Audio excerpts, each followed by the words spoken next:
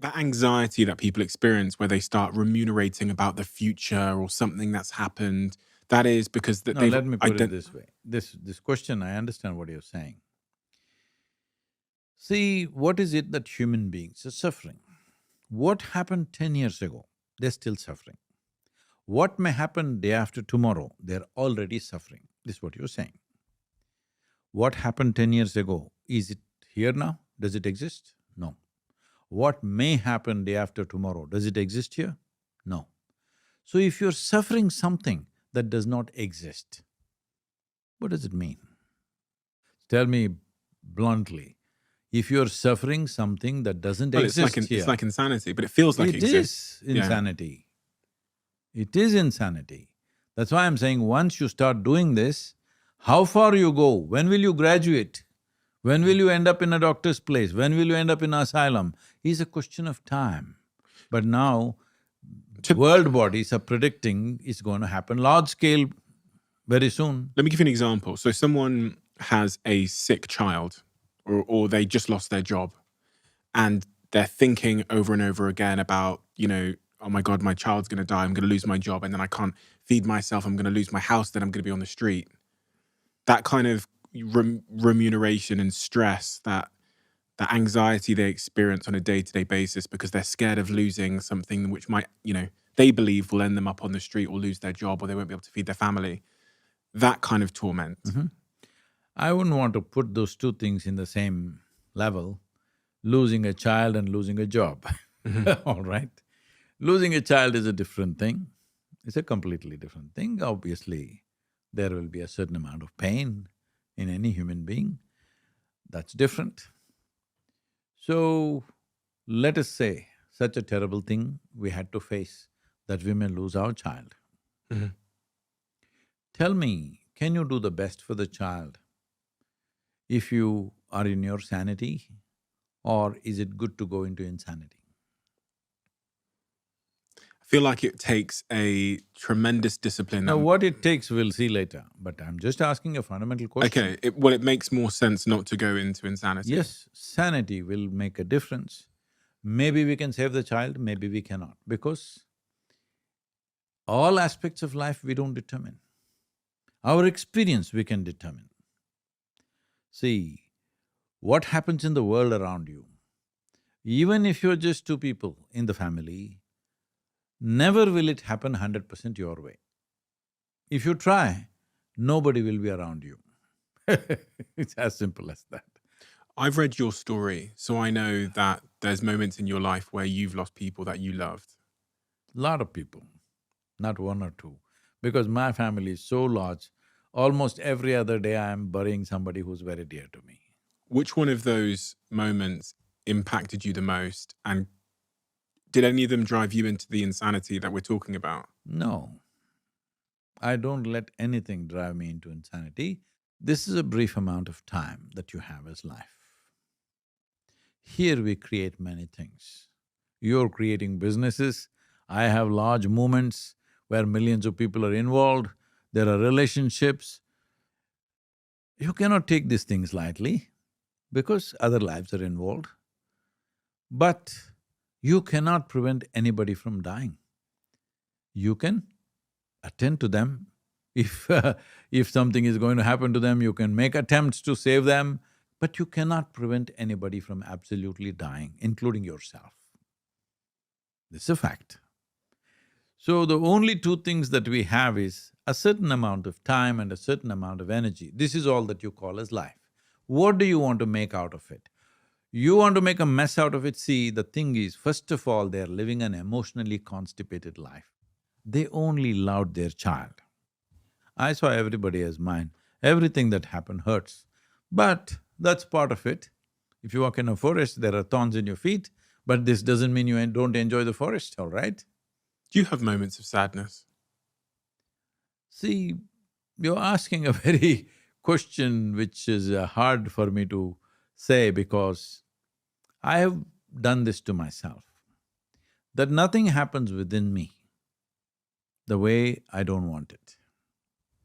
If that was your situation, nothing happens within you unconsciously, Everything that happens, happens the way you want within yourself.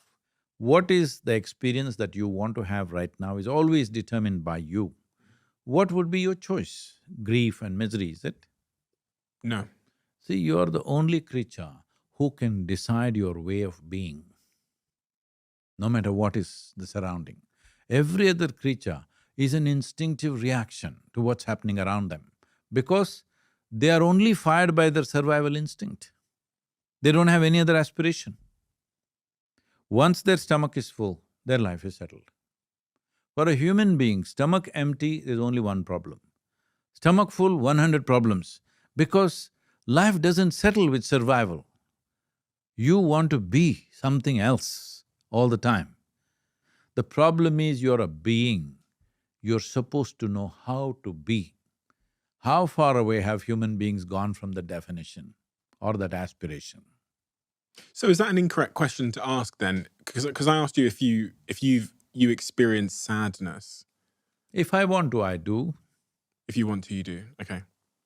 I said it doesn't happen it doesn't happen by itself. If I want, I can be loving, if I want, I can be joyful, like if I want, I can be sad.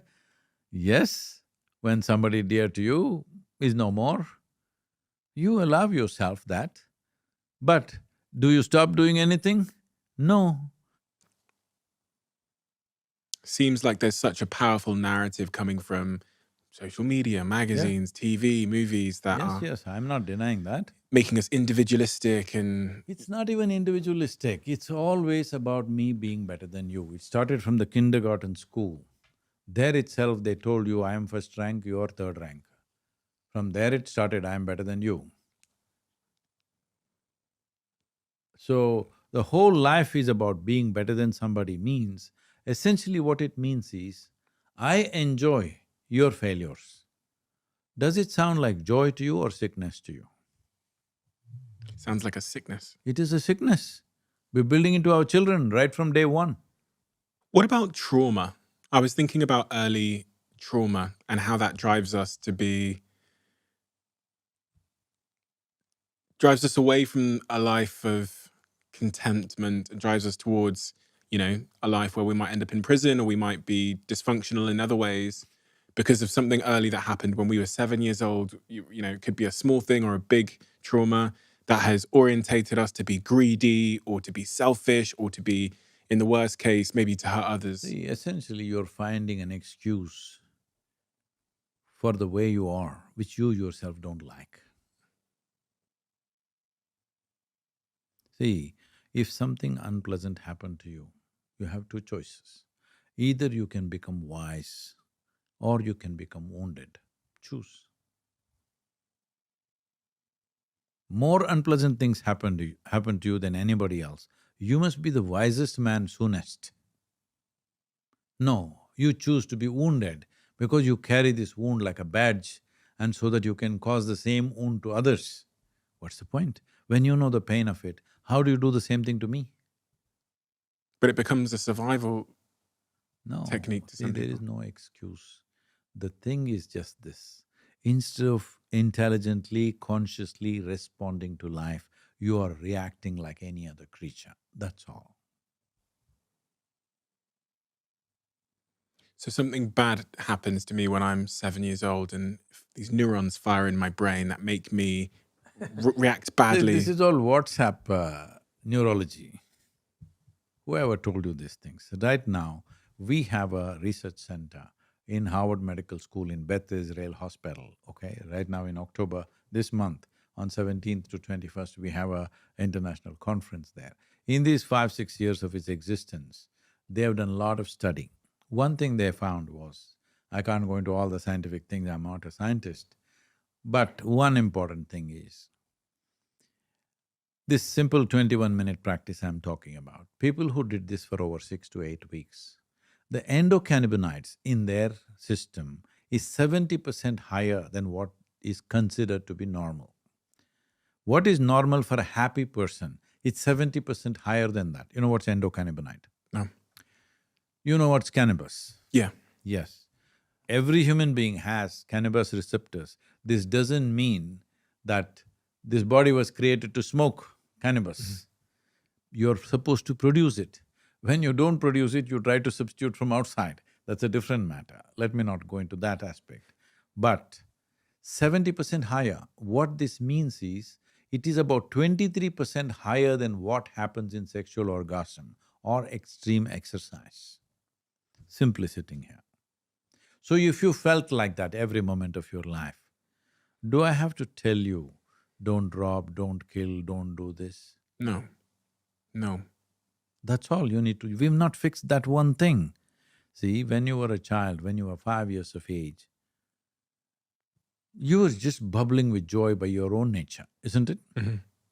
Somebody had to work hard to make you unhappy at that time. Mm-hmm. But now somebody has to work hard to make you happy. What happened to the equation?